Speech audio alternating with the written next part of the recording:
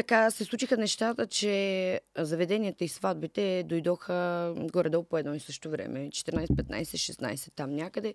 На 17 години вече бях заминала за големия град от малката провинция за София. Там се срещнах с много от и се запознах с много от музикантите и изпълнителите, които по това време нямаше интернет, както казахме, и ги гледахме по видеокасети и какво беше, нямаше и BTV, имаше Ефир 2 и Канал 1. От тогава си имала всъщност шанса да ги видиш на живо и да работиш с тях. Да.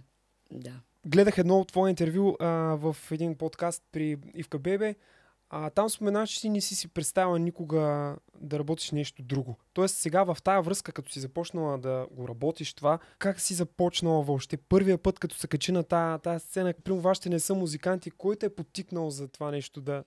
Сега и на тебе го казвам, наистина никога през живота си не съм работила абсолютно нищо, защото тогава даже въпросът беше, добре, де как не си работила?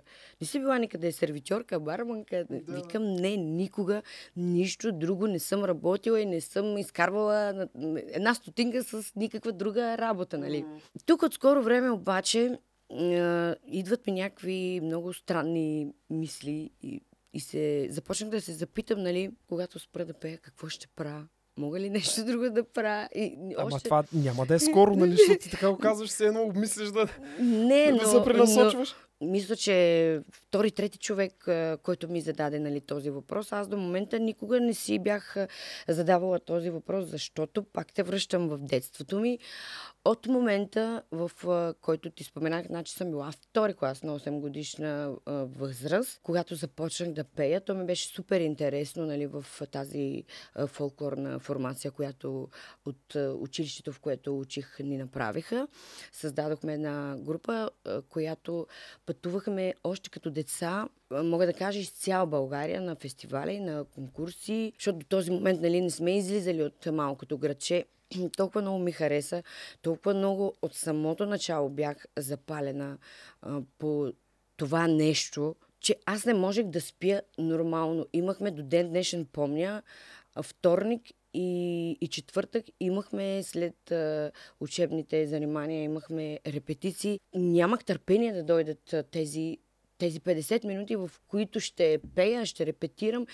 И сега връщам те вече към днешна дата, когато говоря с моето семейство и специално с брат ми, защото брат ми е навсякъде с мене, само днеска не е дошъл, защото има друга работа. Той ми е озвучител и шофьор. И говорим, нали, за неговото дете, защото тя сега иска да върви по моите стъпки. И вика, добре, аз я гледам, нали, какво прави, но като че ли, вика, той също това, което си говорихме с тебе в началото.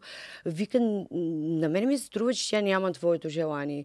Ти, вика, както си била, нали, тогава, ти, вика, сега имаш абсолютно същото желание за музика, за песни, за участия, за дали ще ходиш заради един текст, ще пътувам, няма значение колко километри, или заради това, че трябва да снимам някъде видеоклипа. Без значение, свързано е с музика. Този огън, който тогава го имах, аз си го имам още до ден днешен.